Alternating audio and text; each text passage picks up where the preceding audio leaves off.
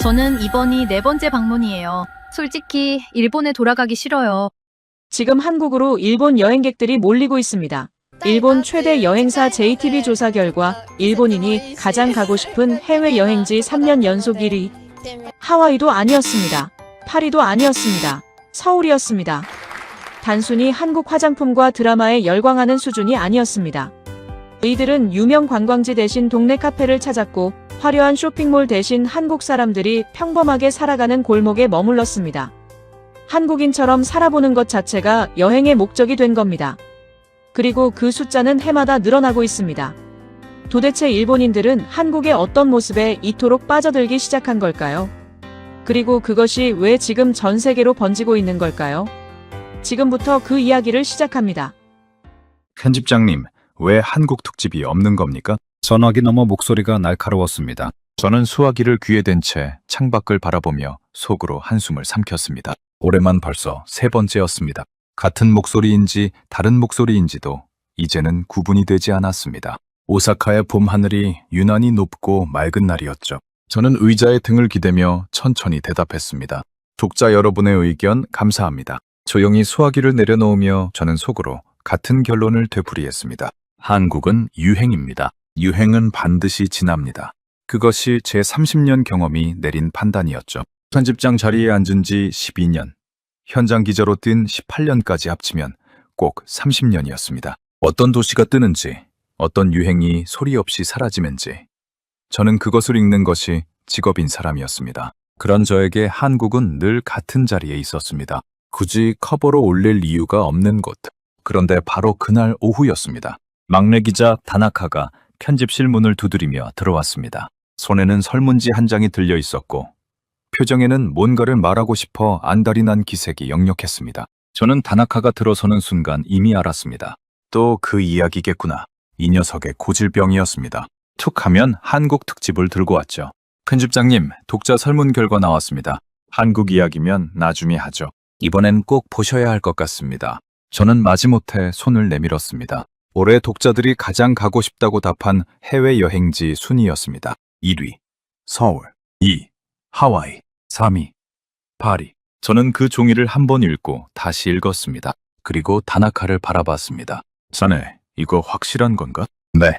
3년 연속입니다, 편집장님. 저는 종이를 내려놓고 창밖을 바라봤습니다. 머릿속에서 즉각 반박 논리가 돌아갔습니다. 엔화 약세 때문에 가까운 곳을 선호하는 거겠지? K-팝에 빠진 젊은 독자층이 일시적으로 쏠린 거겠지? 저는 그렇게 결론을 내렸습니다. 그런데 그날 밤 자리에 누웠지만 눈이 쉽게 감기지 않았습니다. 하와이도 파리도 아니고 3년 연속 서울이었습니다. 아내가 눈치를 챘습니다. 28년을 함께 산 사람이었습니다. 무슨 일 있어요? 별거 아니요. 얼굴이 그게 아닌데. 오늘 있었던 일을 간단히 이야기했습니다. 아내가 잠깐 생각하더니 말했습니다. 당신 한국 한 번도 안 가봤잖아요? 가보지도 않고 어떻게 알아요? 저는 대답하지 않았습니다. 그 말이 내내 걸렸습니다. 30년 경험이 있는 사람한테 그런 말을 하다니 하는 생각과 함께 한편으로는 아내 말이 맞다는 생각이 동시에 들었습니다. 그 두 가지가 밤새 머릿속에서 부딪혔습니다. 다음 날 아침 저는 편집실에 누구보다 일찍 나왔습니다. 설문지를 다시 펼쳐 한참을 바라보다가 결심했습니다. 좋습니다. 직접 가보겠습니다. 유행의 실체가 무엇인지, 왜 이것이 오래가지 못할 것인지 직접 보고 기사로 쓰면 됩니다. 30년 경험이 저를 틀리게 내버려 두지 않을 겁니다. 다나카가 출근하자마자 저는 불렀습니다. 한국 특집 하겠습니다. 다나카의 눈이 커졌습니다. 정말입니까, 편집장님? 대신 내가 직접 갑니다. 다나카가 환하게 웃으며 말했습니다. 분명히 놀라실 겁니다, 편집장님. 저는 안경을 고쳤으며 낮은 목소리로 대답했습니다. 내가 놀라는 꼴은 못 볼 겁니다. 그 말은 다나카에게 한 것이 아니었습니다. 저 자신에게 한 말이었죠. 인천행 비행기에 오른 건 그로부터 사흘 뒤였습니다. 저는 창가 자리에 앉아 수첩을 펼쳐 맨 첫 페이지에 짧게 적었습니다. 서울. 유행의 실체를 확인할 것. 비행기가 활주로를 달리기 시작하면서 오사카의 풍경이 빠르게 멀어졌습니다. 아내가 했던 말이 떠올랐습니다. 가보지도 않고 어떻게 알아요? 저는 작게 코웃음을 쳤습니다. 30년 경험이 있었습니다. 그것으로 충분했습니다. 안국역 근처 숙소에 도착한 건 이른 저녁이었습니다. 골목을 걷는데 거리 곳곳에서 일본어가 들렸습니다. 카페 앞에서, 식당 앞에서, 골목 모퉁이에서 마치 오사카 어딘가를 걷는 것 같은 착각이 들 정도였습니다. 저는 그것을 확인하며 속으로 정리했습니다. 예상 범위 안. 그리고 걸음을 이어갔습니다. 다음 날 이른 아침이었습니다. 잠이 일찍 깨 숙소 근처를 걸었습니다. 봄이라지만 이른 아침 공기는 아직 차가웠고 골목에는 인적이 드물었습니다. 저는 가볍게 코트깃을 세우며 큰 길로 나섰습니다. 그 순간 걸음이 멈췄습니다. 카페 앞이었습니다. 아침 7시였습니다. 그런데 줄이 서 있었습니다. 10명, 20명, 30명. 패딩 깃을 세우고 두 손을 주머니에 찌른 채 조용히 줄을 서 있는 사람들이었습니다. 저는 귀를 기울였습니다. 전부 일본어였습니다. 빵집이었습니다. 저는 즉각 분류를 시작했습니다. SNS 유명 맛집, 오픈런 문화, 젊은 층 특유의 일시적 열풍, 설명이 됩니다. 충분히 설명이 됩니다. 저는 그렇게 생각하며 걸음을 이으려 했습니다. 그때였습니다. 줄 맨 앞에 서 있던 일본인 여성이 드디어 빵을 받아들었습니다. 갓 구워진 빵이었습니다. 여성은 그것을 두 손으로 감싸 쥐었습니다. 차가운 아침 공기 속에서 피어오르는 온기를 느끼듯이, 그리고 눈을 지그시 감았습니다. 저는 그 표정에서 시선을 거두지 못했습니다. 여행자의 얼굴이 아니었습니다. 오랫동안 기다려온 무언가를 드디어 만난 사람의 얼굴이었습니다. 그 순간 30년 전 기억 하나가 불쑥 올라왔습니다. 신입 기자 시절 교토 어느 골목의 오래된 빵집 앞이었습니다. 그날도 이른 아침이었고 줄을 서 있던 사람들이 갓 구워진 빵을 받아들고 눈을 감았습니다. 저도 30분을 기다려 한 입 베어 물었습니다. 그리고 이 줄이 왜 서야 하는지 이해했습니다. 그 빵집 앞 풍경이 그해 가장 많이 읽힌 제 기사가 됐습니다. 제목이 뭐였더라? 일본인의 아침을 완성하는 것들. 그런데 지금 서울 안국골목에서 내 나라 젊은이가 한국 빵집 앞에서 똑같은 표정을 짓고 있었습니다. 저는 그 자리를 벗어나며 속으로 중얼거렸습니다. 우연입니다. 아직은 우연이에요. 차가운 봄바람이 골목을 스쳐 지나갔습니다. 몇 걸음 가다가 나도 모르게 뒤를 돌아봤습니다. 여성은 여전히 두 손으로 빵을 감싸쥔 채 눈을 뜨지 않고 있었습니다. 도대체 빵 하나를 먹기 위해 비행기를 타고 온 건가? 대답은 없었습니다. 차가운 봄바람만 골목을 스쳐 지나갔습니다. 안국역 골목을 다시 찾은 건 그날 오후였습니다. 숙소로 돌아온 저는 침대 끝에 걸터앉아 한동안 멍하니 있었습니다. 스스로가 한심하다는 생각이 들었죠. 빵집 앞 풍경 하나에 이렇게 오래 앉아있다니. 저는 자리에서 일어나 세수를 하고 수첩을 집어들었습니다. 감상에 젖을 시간이 없었습니다. 취재를 해야 했습니다. 제대로 보고, 제대로 분석하고, 제대로 된 결론을 내려야 했습니다. 오늘은 감정 말고 데이터를 봅니다. 숫자를 봅니다. 사실만 봅니다. 런던 베이글 뮤지엄과 어니언 카페가 나란히 보였습니다. 두 곳 모두 문 앞에 줄이 늘어서 있었고 그 절반 이상이 일본어로 대화를 나누고 있었습니다. 저는 팔짱을 끼고 직업적 본능을 가동시켰습니다. 대기 시간을 어림잡았습니다. 최소 30분, 길면 1시간. 연령대를 살폈습니다. 20대가 가장 많았고 30대 초반이 그 뒤를 이었습니다. 수첩에 숫자들을 적었습니다. 이렇게 하면 됩니다. 데이터로 보면 됩니다. 그런데 수첩에 숫자를 적으면서 자꾸 눈이 다른 곳으로 갔습니다. 줄을 선 사람들의 손이었습니다. 아무도 큰 배낭을 메고 있지 않았습니다. 카메라를 든 사람도 거의 보이지 않았죠. 바로 옆 경복궁 방향을 바라보는 사람도 없었습니다. 이들은 그냥 이 골목에, 이 카페 앞에 서 있기 위해 온 사람들 같았습니다. 저는 그 느낌을 애써 털어내며 줄 중간쯤에 서 있던 일본인 젊은 여성에게 다가갔습니다. 실례합니다. 일본에서 오셨나요? 여성이 고개를 돌렸습니다. 낯선 중년 남성이 말을 거는 상황이 당황스러운 듯 잠깐 굳었다가 이내 웃으며 대답했습니다. 아, 네. 도쿄에서 왔어요.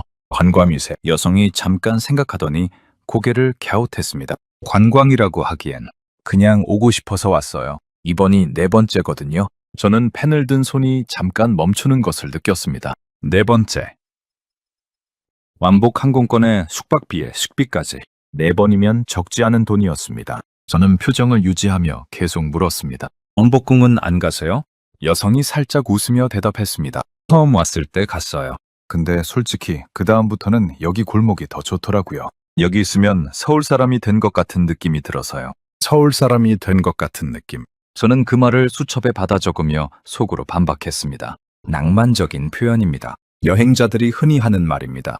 특별한 의미를 둘 필요가 없습니다. 그런데 네 번째라는 숫자가 계속 걸렸습니다. 골목 돌계단에 걸터앉아 주변을 다시 살폈습니다. 번호표를 받아든 사람들이 근처를 천천히 걸었습니다. 꽃집 앞에서 발걸음을 멈추고 오래된 한옥 담벼락을 손으로 쓸어보고 골목 어귀의 작은 잡화점 안을 기웃거렸습니다. 서두르는 사람이 없었습니다.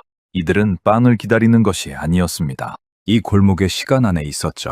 그때 제 옆 계단에 일본인 여성 둘이 털썩 앉았습니다. 스스럼 없이 어깨를 붙이고 핸드폰 화면을 함께 들여다보며 웃고 있었습니다. 저는 모른 척 앉아서 귀를 기울였습니다. 다음엔 성수도 가보자. 나는 다음 달에 또 올 거야. 이번에 못 간 데가 너무 많아. 나도. 저번에 먹었던 그 닭 한 마리 또 먹고 싶다. 다음 달에 또 온다는 말이었습니다. 저는 자리에서 일어서며 속으로 중얼거렸습니다. 이 사람들에게 서울은 한 번 보고 끝내는 여행지가 아니었습니다. 마치 가까운 도시를 다시 찾듯이 반복해서 오는 곳이었죠. 저는 골목 어귀에 서서 경복궁 방향을 바라봤습니다. 웅장한 고궁이 저 멀리 보였습니다. 그런데 이 골목의 일본인들은 그쪽을 보지 않았습니다. 카페를 봤습니다. 담벼락을 봤습니다. 골목의 공기를 마셨습니다. 그때 오래된 기억 하나가 떠올랐습니다. 25년 전이었습니다. 교토 취재를 나갔다가 만난 한국 관광객들이었습니다. 그들은 교토의 좁은 골목을 천천히 걸으며 오래된 찻집 앞에서 발걸음을 멈추고 낡은 간판을 사진에 담고 이름 모를 골목 안쪽까지 들어갔습니다. 저는 그 모습을 취재하며 한 한국인 젊은 여성에게 물었습니다. 일본 어디가 좋으세요? 여성이 망설임 없이 대답했습니다. 이 골목이 일본 사람들이 살아가는 냄새가 나는 것 같아서요. 저는 그 말을 기사에 그대로 썼습니다. 한국인이 살아난 일본의 골목들. 당시 저는 그것을 당연하게 봤습니다. 한국 사람들이 일본 문화를 동경하는 건 자연스러운 일이라고 생각했죠. 방금 전 카페 앞 여성이 했던 말과 똑같았습니다. 여기 있으면 서울 사람이 된 것 같은 느낌이 들어서요. 25년의 시간을 사이에 두고 한국인이 교토 골목에서 느꼈던 것을 지금 일본인이 안국 골목에서 느끼고 있었습니다. 저는 그 사실을 인식하는 순간 이상한 기분이 들었습니다. 불편하다고 해야 할지 당혹스럽다고 해야 할지 정확히 무엇인지 알 수 없는 감각이었습니다. 저는 애써 고개를 저었습니다. 비슷해 보이는 것들이 반드시 같은 의미를 갖는 것은 아닙니다. 언급한 결론은 기자의 금기입니다. 그런데 손이 예전만큼 빠르게 움직이지 않았습니다. 숙소로 돌아가는 길에 저는 아내가 했던 말을 다시 떠올렸습니다. 가보지도 않고 어떻게 알아요? 저는 입술을 꽉 다물었습니다. 아직 이틀밖에 되지 않았습니다. 결론을 내리기에는 한참 이릅니다.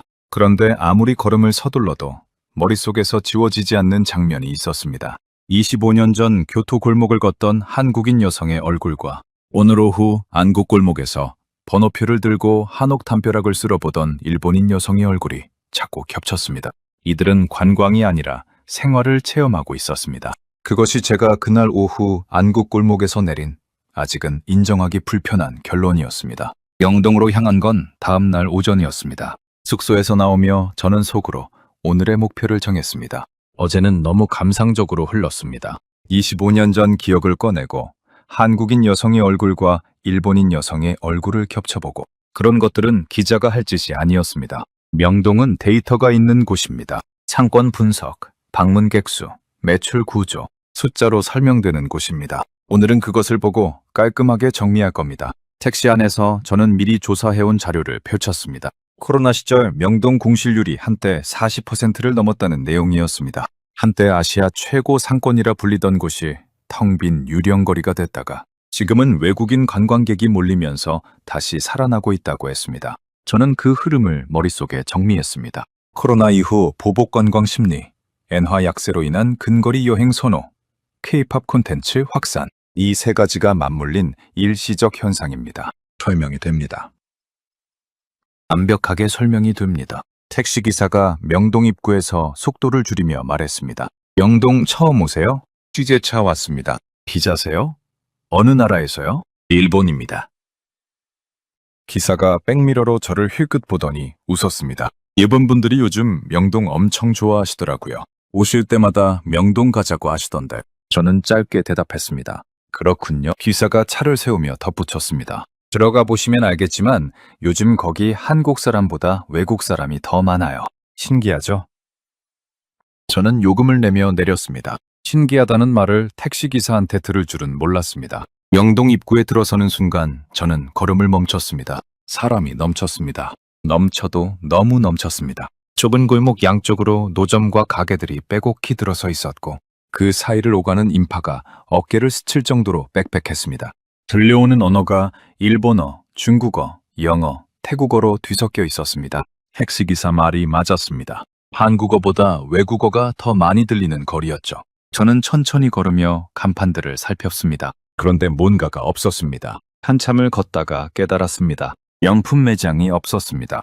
유명 브랜드 플래그십 스토어도 보이지 않았습니다. 외국인이 몰리는 곳에는 반드시 고급 브랜드와 면세점이 있다는 제 공식이 이곳에서는 통하지 않았습니다. 대신 토스트 노점이 있었습니다. 죽가게가 있었습니다. 올리브영이 있었습니다. 다이소가 있었습니다.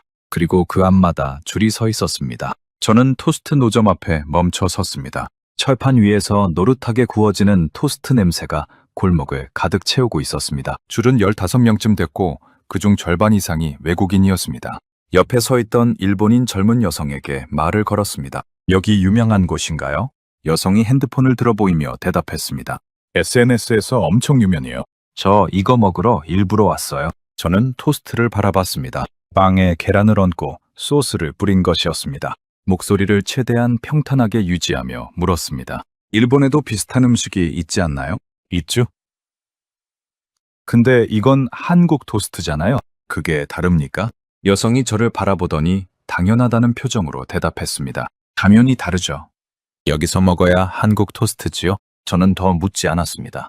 묻는 것 자체가 무의미하다는 느낌이 들었습니다. 골목을 더 걸었습니다. 죽가게 앞 외국인 손님들이 메뉴판을 들여다보며 신중하게 고르고 있었습니다. 한국인 직원과 일본인 손님이 나누는 대화가 들렸습니다. 이거 맵지 않죠? 네, 전혀 안 매워요. 부드러워요. 그럼 이걸로 할게요. 한국 사람들이 아플 때 먹는 거잖아요. 직원이 웃으며 고개를 끄덕였습니다. 저는 그 장면을 바라보며 수첩에 천천히 메모하다가 손이 멈췄습니다. 아플 때 먹는 음식. 이 여성은 한국의 음식을 먹는 것이 아니었습니다. 한국인의 일상을 먹고 있었습니다. 저는 그 생각을 머릿속에서 밀어냈습니다. 지나친 해석입니다. 죽은 그냥 죽입니다. 올리브영 앞에서 발걸음이 다시 멈췄습니다. 매장 안은 발 디딜 틈이 없었습니다. 일본인 관광객들이 쇼핑카트를 끌고 다녔습니다. 마스크팩, 선크림, 토너, 에센스를 집어들고 수량을 세어가며 담았습니다. 카트 가득 화장품을 담고 있는 일본인 여성 옆에 섰습니다. 일본에도 비슷한 제품들이 있지 않나요? 여성이 카트에서 눈을 떼지 않은 채 대답했습니다.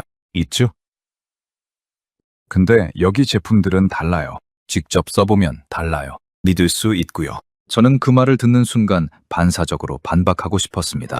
일본 화장품 기술이 세계 최고 수준인데 한국 제품이 더 믿을만하다는 것이 말이 됩니까? 그런데 그 말이 입 밖으로 나오지 않았습니다. 대신 계산기를 꺼냈습니다. 카트 안에 담긴 제품들의 가격을 확인하고 환율을 적용해 봤습니다. 일본에서 구매하는 것보다 비싼 품목도 있었습니다. 그런데도 이 여성은 여기서 사고 있었습니다. 가격 때문이 아니었습니다. 다이소 앞으로 걸었습니다. 줄이 서 있었습니다. 전부 일본인이었습니다. 저는 그 순간 속으로 안도했습니다. 다이소라면 설명이 됩니다. 일본에도 다이소가 있습니다. 익숙한 이름이니까 자연스럽게 들어오는 거겠지. 그런데 뭔가 걸렸습니다. 저는 핸드폰을 꺼내 검색했습니다. 한국 다이소는 일본 기업이 아니었습니다. 1997년 한국인이 서울에서 연 생활용품 가게가 시작이었습니다. 초기에 일본 다이소 산업이 지분 투자를 했지만 경영은 처음부터 한국 본사가 독자적으로 해왔고 2023년에는 일본 측 지분마저 전량 인수해 지금은 완전한 한국 기업이었습니다. 저는 핸드폰을 천천히 내렸습니다. 일본인들이 일본 기업이라고 오해하는 그 매장이 사실은 한국인이 만든 한국 기업이었습니다. 그리고 그 앞에 일본인들이 줄을 서고 있었습니다. 안도하려 했던 마음이 오히려 더 크게 흔들렸습니다. 이것을 어떻게 설명해야 하는 겁니까? 저는 골목 끝 계단에 앉았습니다. 수첩을 펼쳐 아까 세워둔 설명들을 다시 꺼냈습니다. 고복관광 심리, 엔화 약세, K-팝 콘텐츠 확산. 저는 그 세 가지를 적고 밑줄을 그었습니다. 이것으로 설명이 됩니다. 됩니다. 분명히 됩니다. 그런데 다이소 앞줄이 눈앞에서 지워지지 않았습니다. 20년 전이었습니다. 도쿄 드럭스토어를 취재하러 갔다가 카트 가득 화장품을 담고 있던 한국 관광객들을 만났습니다. 박스째 사가는 사람들도 있었죠. 저는 그날 동료 기자 수즈키에게 말했습니다. 한국에는 이런 제품이 없나 봐요. 그러니까 여기까지 사러 오지. 스즈키가 고개를 끄덕이며 웃었습니다. 일본 제품이 좋으니까 당연한 거죠. 뭐? 저도 웃었습니다. 우리 둘 다 그것을 아주 자연스러운 세계의 순서라고 생각했습니다. 일본이 앞서 있고 한국이 배우러 오는 것. 그것이 당시 저의 세계였습니다. 지금 명동 올리브영 앞에서 일본인들이 카트를 밀고 있었습니다. 한국 화장품을 박스째 담고 있었습니다. 20년 전 제가 스즈키에게 했던 말이 귓속에서 맴돌았습니다. 한국에는 이런 제품이 없나 봐. 지금 이 사람들이 한국 올리브영 앞에 서 있는 이유가 그것과 같은 구조였습니다. 다만 방향이 바뀌어 있었습니다. 저는 수첩에 적어둔 3가지 설명 위에 천천히 줄을 그었습니다. 지워버린 것이 아니었습니다. 이것만으로는 부족하다는 표시였습니다. 그리고 새 페이지를 열어 한 문장을 썼습니다. 이것은 일시적 유행이 아닐 수 있다. 30년 동안 단 한 번도 써본 적 없는 종류의 문장이었습니다. 저는 볼펜 뚜껑을 닫으며 자리에서 일어섰습니다. 다리가 약간 무거웠습니다. 골목 어귀에 서서 명동을 한 번 더 바라봤습니다. 토스트 노점과 죽가게와 올리브영과 다이소. 화려한 것이 하나도 없었습니다. 랜드마크도 없고 명품도 없었습니다. 그런데 이 골목은 넘쳐났습니다. 코로나로 텅 비었던 이 골목을 다시 채운 것이 바로 그 평범한 것들이었습니다. 저는 나도 모르게 중얼거렸습니다. 나는 지금 처음 보는 형태의 관광을 목격하고 있다. 그 말이 입 밖으로 나오는 순간 저는 스스로가 조금 무서워졌습니다. 30년 경험이 처음 보는 것 앞에 서 있었습니다. 명동을 나온 건 오후 늦은 시간이었습니다. 숙소로 돌아가는 길에 저는 수첩을 펼쳐 그날 메모한 것들을 다시 읽었습니다. 이것은 일시적 유행이 아닐 수 있다. 그 문장 앞에서 저는 한동안 걸음을 멈췄습니다. 쓰고 나서 2시간이 지났는데도 그 문장이 여전히 불편했습니다. 저는 속으로 자신을 다잡았습니다. 흔들리지 마십시오. 야마모토 히로시. 사흘 본 것으로 30년 경험을 의심하는 것은 경솔한 짓입니다. 그런데 숙소 방향으로 걷다가 또 멈췄습니다. 약국이었습니다. 명동골목 한쪽에 있는 작은 약국이었는데 앞에 줄이 서 있었습니다. 오후 늦은 시간에 약국 앞에 줄이라니. 저는 발걸음을 돌렸습니다. 원래 동선에 없었습니다. 그런데 발이 저절로 움직였습니다. 줄을 선 사람들 손에는 이미 가득 찬 쇼핑백이 들려 있었습니다. 다른 곳에서 한참 쇼핑을 하고 온 사람들이었습니다. 그런데 약국 앞에서 또 줄을 서고 있었죠. 저는 안으로 들어섰습니다. 파스, 영양제, 마스크팩, 비타민, 소화제. 외국인 손님들이 바구니 가득 제품을 담고 있었습니다. 계산대 앞에는 박스째 구매하는 사람들도 보였습니다. 카운터 안쪽에 50대쯤 되어 보이는 약사가 능숙하게 손님들을 응대하고 있었습니다. 잠깐 틈이 생기는 순간 저는 다가가 말을 걸었습니다. 외국인 손님이 언제부터 이렇게 많아진 건가요? 약사가 저를 한번 바라봤습니다. 일본어 억양이 섞인 한국어라는 것을 알아챈 듯 자연스럽게 대답했습니다. 코로나 끝나고 나서부터요. 그 전에도 조금씩 왔는데 요즘은 아예 단골이 생겼어요. 단골이요? 네. 한 달에 한 번씩 오는 일본 손님들이 있어요. 올 때마다 같은 제품을 사가는 분들이죠. 그래서 이제는 일본어로 된 안내문도 따로 만들었어요. 약사가 카운터 한쪽을 가리켰습니다. 작은 안내문이 붙어 있었습니다. 일본어로 쓰인 인기 제품 목록이었습니다. 한국어 제품명 옆에 일본어 설명이 깔끔하게 적혀 있었고 효능과 사용법까지 상세히 안내돼 있었습니다. 저는 그 안내문 앞에서 한동안 움직이지 못했습니다. 20년 전이었습니다. 도쿄 드럭스토어에 한국 관광객들이 몰려들던 시절, 약국마다 한국어 안내문을 만들었습니다. 동전 파스 옆에, 류마치온 옆에 한국어 설명이 붙었습니다. 그 시절 저는 그것을 당연하게 봤습니다. 일본 제품이 세계 최고 수준이니까 한국 사람들이 사러 오는 것이 당연하다고 생각했습니다. 지금 서울 약국에는 일본어 안내문이 붙어 있었습니다. 저는 약사에게 가볍게 고개를 숙이고 돌아섰습니다. 머릿속에서 뭔가가 정렬되기 시작하는 느낌이 들었습니다. 아직은 흐릿했습니다. 그런데 윤곽이 잡혀가고 있었습니다. 저는 그 윤곽을 애써 외면하며 다시 걸었습니다. 골목을 더 걸으며 약국들을 하나씩 살펴봤습니다. 3곳, 4곳, 5곳. 어느 약국 앞에나 외국인들이 있었습니다. 그리고 하나같이 진지하게 제품을 골랐습니다. 관광지 기념품을 사는 가벼운 손길이 아니었습니다. 항군표를 들여다보고 점원에게 효능을 묻고 수량을 꼼꼼히 세어가며 담는 손길이었습니다. 그때 한 약국 앞에서 일본인 중년 여성이 점원과 나누는 대화가 들렸습니다. 이 파스, 지난번에 샀던 거랑 같은 건가요? 점원이 제품을 확인하며 대답했습니다. 네, 똑같은 제품이에요. 지난번에 효과 있으셨어요?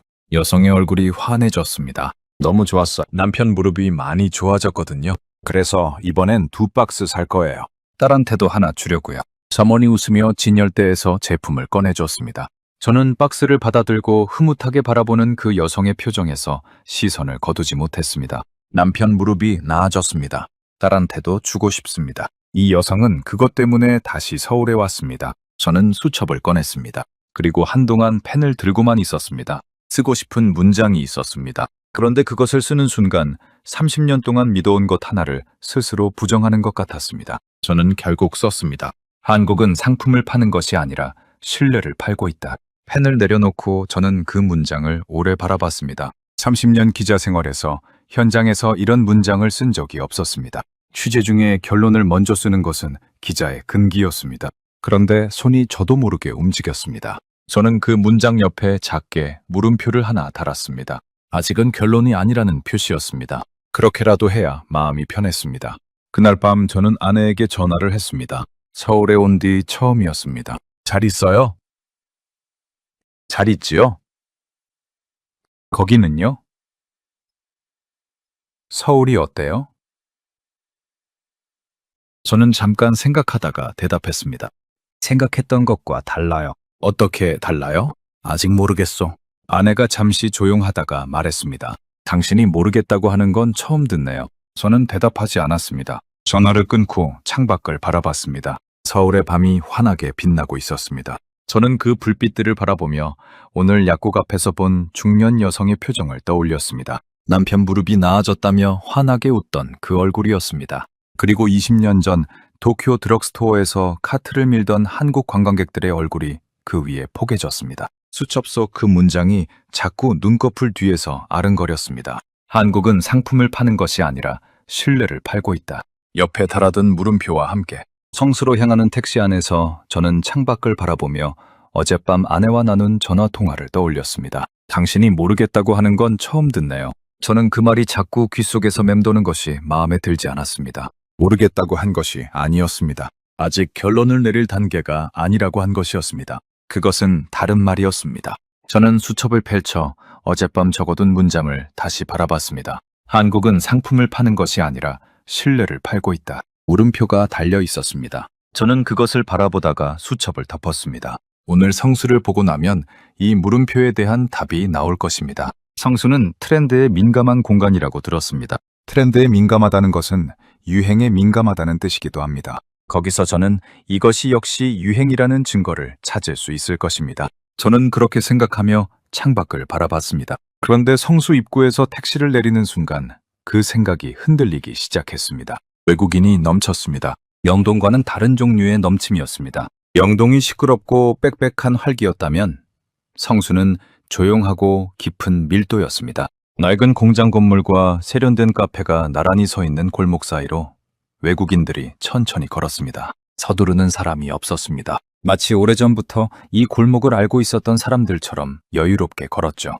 속으로 중얼거렸습니다. 트렌디한 공간입니다. 인스타그램용 배경으로 유명한 곳입니다. 설명이 됩니다. 그렇게 생각하며 골목 안쪽으로 걸어 들어갔습니다. 그러다 작은 식당 앞에서 발걸음이 멈췄습니다. 미나리 전문점이었습니다. 간판이 소박했고 외관도 수수했습니다. 화려한 인테리어도 없었고 영어 간판도 없었습니다. 그냥 동네 식당이었습니다. 그런데 그 앞에 줄이 서 있었습니다. 외국인이 절반 이상이었습니다. 저는 그 줄을 바라보며 미간을 찌푸렸습니다. 미나리였습니다. 한국 사람들이 된장찌개에 넣어 먹는 그 미나리였습니다. 관광용 음식이 아니었습니다. 자극적인 맛도 아니었습니다. 그냥 한국의 평범한 채소 요리였습니다. 이것 앞에 왜 줄이 서 있는 겁니까? 저는 줄 끝에 서 있던 일본인 젊은 남성에게 다가갔습니다. 미나리 요리를 드셔본 적 있으세요? 남성이 고개를 저었습니다. 처음이에요. 그런데 왜 여기 줄을 서신 건가요? 남성이 약간 멋쩍은 듯 웃으며 대답했습니다. 한국 사람들이 진짜 즐겨 먹는 음식이라고 해서요. 관광객용 음식 말고 한국 사람들이 실제로 자주 먹는 거 먹어보고 싶었거든요. 저는 그 말을 수첩에 받아 적으면서 손이 느려지는 것을 느꼈습니다. 관광객용 음식 말고 한국 사람들이 실제로 자주 먹는 것. 이 남성은 한국 식당에 온 것이 아니었습니다. 한국인의 밥상 앞에 앉고 싶었던 것이었습니다. 골목을 더 걸었습니다. 육회집 앞에도 줄이 있었습니다. 곰탕집 앞에도 외국인들이 메뉴판을 들여다보고 있었습니다. 하나같이 화려하지 않은 음식들이었습니다. 비주얼이 좋지도 않았습니다. 그런데 사람들은 그 앞에 줄을 서고 있었습니다. 저는 골목 끝 작은 카페에 들어가 자리를 잡고 아메리카노를 시켰습니다. 수첩을 펼쳐 지금까지 적은 메모들을 처음부터 다시 읽었습니다. 읽다 보니 한 가지 패턴이 보였습니다. 안국에서도, 명동에서도, 지금 성수에서도 이 사람들이 찾는 것은 한국의 특별한 무언가가 아니었습니다. 한국의 평범한 무언가였습니다. 카페, 토스트, 죽, 화장품, 파스, 미나리, 육회, 곰탕. 전부 한국 사람들이 매일 먹고 쓰는 것들이었습니다. 저는 커피잔을 들다가 멈췄습니다. 창밖을 바라봤습니다. 그때 장면 하나가 들어왔습니다. 일본인 여성 둘이 곰탕집에서 나오고 있었습니다. 한 명이 다른 한 명에게 물었습니다. 어땠어? 다른 한 명이 잠깐 생각하더니 대답했습니다. 맛있었어. 근데 그것보다 뭔가 따뜻한 느낌? 한국 사람들이 왜 이걸 즐겨 먹는지 알 것 같았어. 저는 그 대화를 들으며 커피잔을 든 손이 멈추는 것을 느꼈습니다. 맛이 아니었습니다. 느낌이었습니다. 한국 사람들이 왜 이것을 먹는지 이해하고 싶었던 것이었습니다. 저는 수첩에 천천히 썼습니다. 그들은 맛집을 찾는 게 아니었다. 한국인의 삶을 찾고 있었다. 카페를 나와 다시 골목을 걸었습니다. 그러다 미나리집 창문 너머로 아까 줄을 서 있던 그 일본인 남성이 보였습니다. 미나리 요리를 젓가락으로 집어 한 입 먹었습니다. 그리고 잠깐 눈을 감았습니다. 저는 그 장면에서 시선을 거두지 못했습니다. 그때 25년 전 기억이 올라왔습니다. 교토의 어느 두부 요리 전문점이었습니다. 한국인 관광객 무리가 그 식당 앞에 줄을 서 있었습니다. 그들도 한국에 없는 음식이라서 온 것이 아니었습니다. 한국에도 두부 요리는 있었습니다. 그런데 일본인들이 즐겨 먹는 방식으로 일본인들이 자주 찾는 그 식당에서 먹고 싶었던 것이었습니다. 그 시절 저는 그것을 보며 속으로 생각했습니다. 한국 사람들이 일본 문화를 동경하는 건 당연한 일이지. 지금 성수 미나리집 창문 너머에서 일본인이 눈을 감고 있었습니다. 한국에 없는 음식이라서가 아니었습니다. 한국 사람들이 즐겨 먹는 방식으로 한국 사람들이 자주 찾는 그 식당에서 먹고 싶었던 것이었습니다. 25년이 지났습니다. 그리고 그 동경의 방향이 바뀌어 있었습니다. 저는 골목 어귀에 서서 팔짱을 꼈습니다. 인정하고 싶지 않았습니다. 아직은 아니었습니다. 그런데 더 이상 반박할 논리가 떠오르지 않았습니다. 안국에서도, 명동에서도, 지금 성수에서도 같은 패턴이 반복되고 있었습니다. 한 번은 우연입니다. 두 번은 가능성입니다. 그런데 세 번이면 이야기가 달랐습니다. 저는 수첩을 다시 펼쳐 어젯밤 물음표를 달아둔 그 문장을 바라봤습니다. 한국은 상품을 파는 것이 아니라 신뢰를 팔고 있다. 저는 천천히 물음표를 지웠습니다. 지우개로 문지르는 동안 손이 약간 떨렸습니다. 그리고 그 아래에 새 문장을 썼습니다. 그들은 맛집을 찾는 게 아니었다. 한국인의 삶을 찾고 있었다. 그 문장을 나란히 바라봤습니다. 이것은 기사의 언어가 아니었습니다. 무언가에 대인 사람이 쓰는 문장 같았습니다. 성수의 저녁이 골목 위로 내려앉고 있었습니다. 유행이 아니라면 이것은 무엇입니까? 저는 그 질문을 안고 골목을 빠져나왔습니다. 해답은 보이기 시작했습니다. 그런데 그것을 입 밖에 내는 것이 두려웠습니다. 30년의 확신이 흔들리는 것을 인정하는 일이 그만큼 쉽지 않았습니다. 광장시장에 도착한 건 오후 2시가 조금 넘은 시간이었습니다. 사실 이날 일정에 광장시장은 없었습니다. 성수에서 숙소로 돌아가는 길에 택시기사가 무심코 한마디를 던진 것이 발걸음을 돌리게 만들었습니다. 광장시장 가보셨어요? 요즘 외국인들이 엄청 많이 와요. 일본 분들도 많고요. 저는 잠깐 생각하다가 대답했습니다. 그쪽으로 가주시겠습니까? 기사가 핸들을 꺾으며 말했습니다. 잘 오셨어요. 거기 가면 한국이 뭔지 딱 알게 되거든요. 저는 그 말을 들으며 창밖을 바라봤습니다. 한국이 뭔지 딱 알게 된다. 30년 경력의 편집장에게 택시기사가 한국을 설명해 주겠다는 것이었습니다. 예전 같았으면 속으로 피식 웃고 넘겼을 것입니다. 그런데 지금은 웃음이 나오지 않았습니다. 닷새 동안 이 도시에서 제가 본 것들이 그 웃음을 허락하지 않았습니다. 광장시장 입구에 들어서는 순간 냄새가 먼저 왔습니다. 참기름 냄새, 김치 냄새, 기름에 지지는 냄새가 한꺼번에 뒤섞여 골목을 가득 채우고 있었습니다. 저는 그 냄새 속에서 잠깐 멈췄습니다. 낯선 냄새였습니다. 그런데 이상하게 불편하지 않았습니다. 오히려 어딘가 오래된 것 같은, 시간이 켜켜이 쌓인 것 같은 냄새였죠. 좁은 통로 양쪽으로 포장마차들이 빼곡히 늘어서 있었고 그 앞에 놓인 낮은 의자들에는 한국 사람들, 외국인들, 나이 든 사람들, 젊은 사람들이 아무런 구분 없이 섞여 앉아 있었습니다. 저는 천천히 안쪽으로 걸어 들어갔습니다. 꽈배기를 파는 노점 앞에서 발걸음이 멈췄습니다. 갓 튀겨낸 꽈배기가 소쿠리에 수북이 쌓여 있었고 그 앞에 일본인 젊은 여성이 서서 조심스럽게 하나를 집어들었습니다. 한 입 베어 무는 순간 여성의 눈이 동그래졌습니다. 맛있다. 작은 목소리였지만 그 표정은 숨길 수가 없었습니다. 저는 그 모습을 바라보다가 문득 저도 하나 사야겠다는 생각이 들었습니다. 30년 동안 한국에 한 번도 오지 않았으니 꽈배기는 처음이었습니다. 노점 아주머니에게 손짓을 했습니다. 아주머니가 집게로 꽈배기를 집어 봉투에 담아주며 환하게 웃었습니다. 한 입 베어 물었습니다. 바삭하고 달고 따뜻했습니다. 단순한 맛이었습니다. 그런데 이상하게 입에서 떠나지 않았습니다. 저는 꽈배기를 손에 든 채 천천히 시장 안을 걸으며 시장 한복판 낮은 의자에 앉았습니다. 수첩을 꺼내지 않았습니다. 그냥 봤습니다. 그냥 느꼈습니다. 닷새 만에 처음으로 취재 수첩 없이 이 도시를 바라보는 순간이었습니다. 김치를 처음 집어 먹어보는 외국인이 눈을 크게 뜨는 장면. 참기름 냄새를 맡으며 눈을 감는 일본인 여성. 빈대떡 한 점을 입에 넣고 엄지를 치켜드는 젊은 남성. 그 모든 장면들이 한꺼번에 눈앞에 펼쳐지고 있었습니다.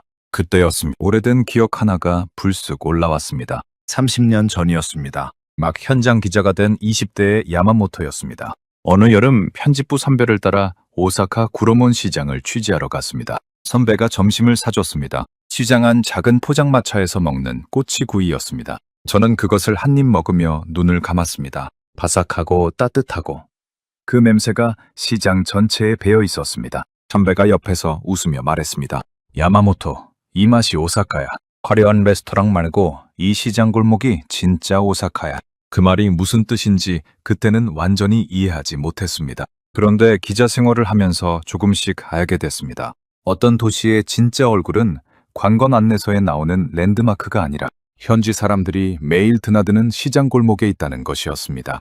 저는 그 깨달음을 기자 시절 내내 붙들고 다녔습니다. 그런데 어느 순간부터 잊었습니다. 편집장이 대면서였습니다. 커버 사진은 화려해야 했습니다. 광고주는 세련된 이미지를 원했습니다. 저는 점점 시장 골목 대신 미슐랭 레스토랑을, 오래된 포장마차 대신 루프탑 바를 지면에 담았습니다. 손에 든 꽈배기에서 김이 피어올랐습니다. 저는 그것을 바라보며 문득 이런 생각이 들었습니다. 30년 전 선배가 오사카 시장 골목에서 저에게 가르쳐준 것을 지금 서울 광장시장에서 외국인들이 스스로 찾아오고 있었습니다. 그때 닭 한 마리 식당 앞에서 목소리가 들렸습니다. 번호표를 기다리는 일본인 중년 부부였습니다.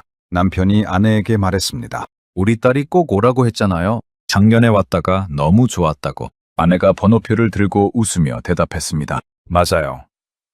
딸이 서울 사진 보내줄 때마다 우리가 왜 저기 안 가냐고 했잖아요. 남편이 고개를 끄덕이며 말을 이었습니다. 와보니까 알겠어요. 딸이 왜 여기 빠졌는지.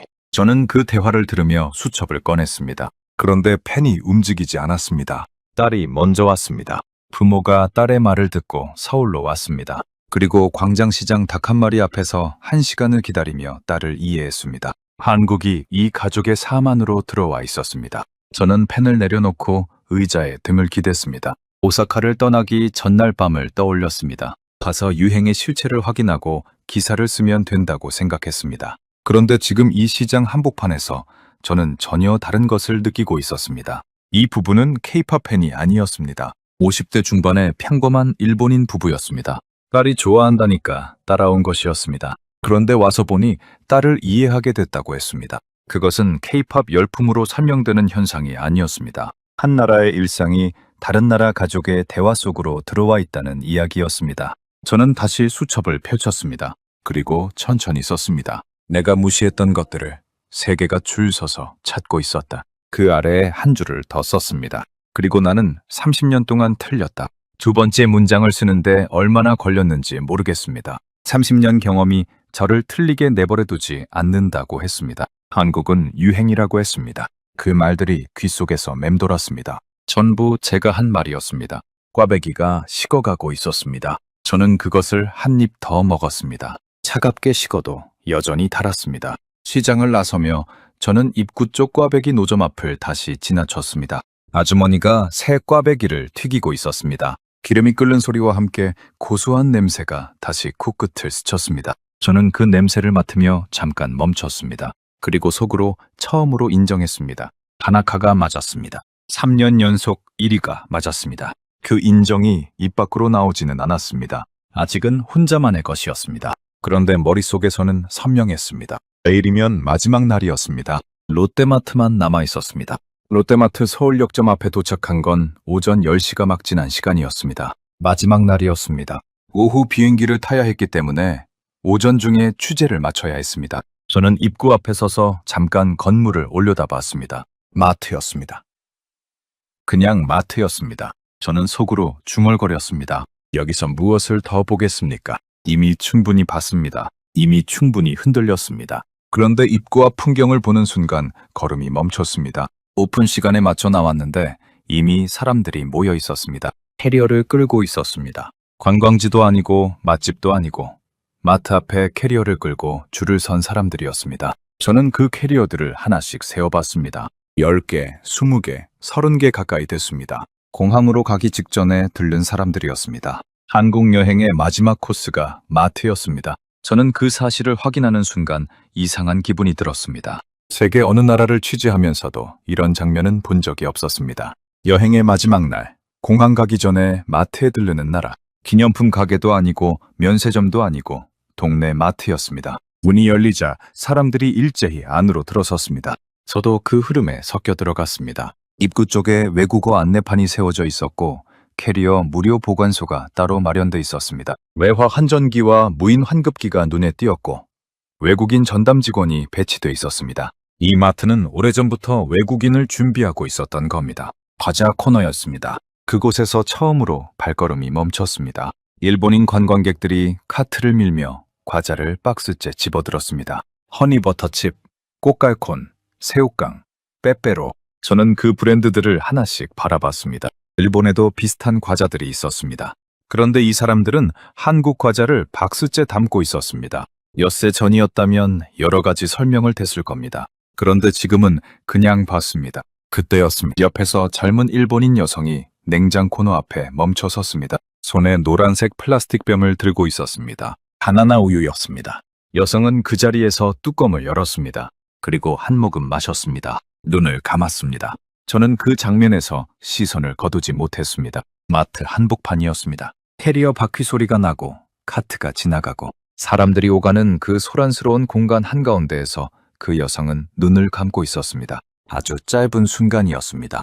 그런데 그 짧은 순간이 너무 선명했습니다. 저는 그 표정을 어디서 봤는지 알고 있었습니다. 첫날 아침이었습니다. 안국 카페 앞에서 갓 구워진 빵을 두 손으로 감싸주고 눈을 감던 그 여성의 표정이었습니다. 엿새가 지났습니다. 첫날 아침과 마지막 날 아침이 같은 표정으로 이어졌습니다. 저는 가방에서 수첩을 꺼냈습니다. 오늘은 메모하지 않겠다고 했습니다. 그런데 손이 저절로 움직였습니다. 펜을 들었습니다. 무언가를 쓰려 했습니다. 손이 멈췄습니다. 쓸 수가 없었습니다. 이 장면을 어떤 문장으로 만든다는 것이, 이 여성이 눈을 감은 그 순간을 활자로 눌러넣는다는 것이 갑자기 폭력적인 일처럼 느껴졌습니다. 30년 동안 저는 세상의 모든 순간을 문장으로 만들어 왔습니다. 그런데 지금 처음으로 문장을 만들고 싶지 않았습니다. 그냥 두고 싶었습니다. 저는 한동안 그 자리에 서 있었습니다. 그때 제 옆으로 일본인 노부부가 천천히 카트를 밀며 지나갔습니다. 할머니가 카트 안을 들여다보며 말했습니다. 이것도 넣을까요? 소녀가 이거 좋아한다고 했잖아요. 할아버지가 허리를 굽혀 제품을 집어들며 대답했습니다. 그럼요. 많이 담읍시다. 언제 또 오겠어요? 두 사람이 환하게 웃었습니다. 저는 그 웃음을 바라보며 가슴 어딘가가 먹먹해지는 것을 느꼈습니다. 편집장 야마모토 히로시가 마트에서 먹먹해지고 있었습니다. 그것이 우스웠습니다. 그런데 멈출 수가 없었습니다. 소녀를 위해 한국 마트에서 과자를 담는 일본인 노부부였습니다.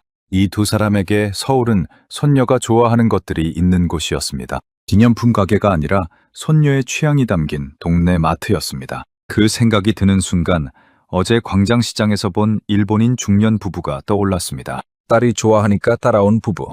그리고 와서 보니 딸을 이해하게 됐다던 남편의 말이 떠올랐습니다. 딸이 한국을 좋아합니다. 손녀가 한국을 좋아합니다. 그래서 부모가 오고 조부모가 옵니다. 한국이 일본의 한 가족 안으로, 그 다음 가족 안으로 들어가고 있었습니다. 이것은 유행이 아니었습니다. 유행은 가족 안으로 들어가지 않습니다. 유행은 혼자 소비하는 것이지 조부모가 손녀를 위해 카트를 미는 것이 아니었습니다. 저는 마트 한쪽 벤치에 앉았습니다. 수첩을 펼쳤습니다. 펜을 들었습니다. 그리고 이번에도 멈췄습니다. 30년 만에 처음이었습니다. 저는 오래 그 상태로 앉아 있었습니다. 펜을 쥔 손이 수첩 위에 올려진 채 움직이지 않았습니다. 머릿속에는 엿새 동안의 장면들이 한꺼번에 밀려왔습니다. 안국 카페 앞에 이른 아침, 명동 올리브영의 카트, 약국에 붙은 일본어 안내문, 성수, 미나리집 앞에 줄, 광장시장 꽈배기에 따뜻한 온기, 그리고 방금 전 바나나 우유 한 모금에 눈을 감던 그 여성의 얼굴. 20년 전이었습니다. 오사카 편집실에서 동료 기자 스즈키와 함께 술을 마시던 날이었습니다.